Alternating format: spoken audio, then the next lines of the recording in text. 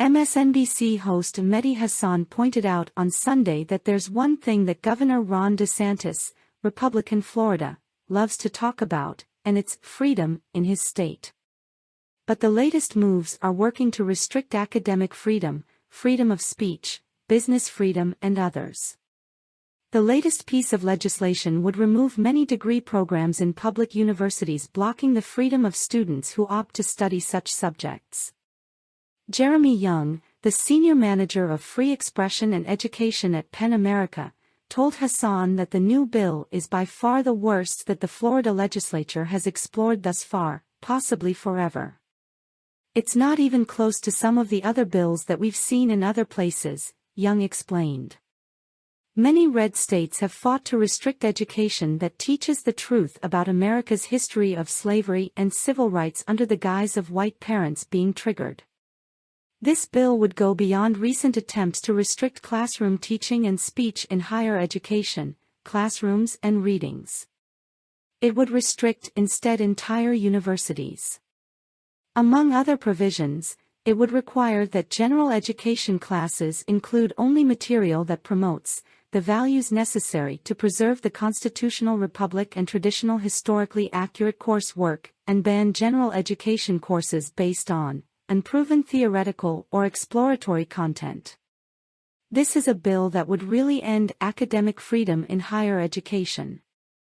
Not just certain course areas, but at all times, and all campuses everywhere. It really is a bill that would make Florida the place where public higher education goes to die.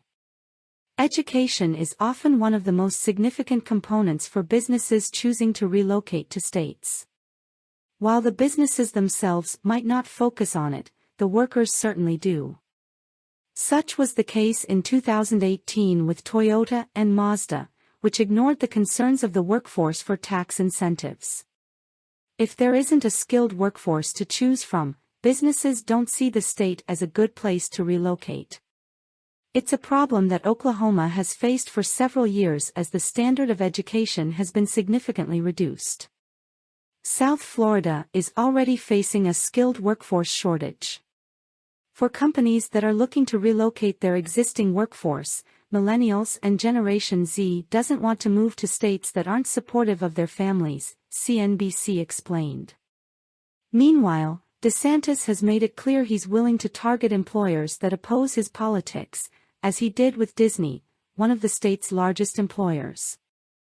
It's the same old song, really, Young explained. It's this idea that any topic in the humanities or interdisciplinary fields that includes jargon or language that is not immediately obvious to the reader without study is somehow a poison pill for Marxism or some kind of extreme ideology. It's really a conspiracy theory that leads to the banning of these topics, regarding race, LGBTQ identity, regarding gender. The most important thing to empathize about this bill and bills like it is that they are using ideas like gender studies, critical race theory, diversity, equity, inclusion as wedge issues in order to really facilitate the takeover of public higher education by one man.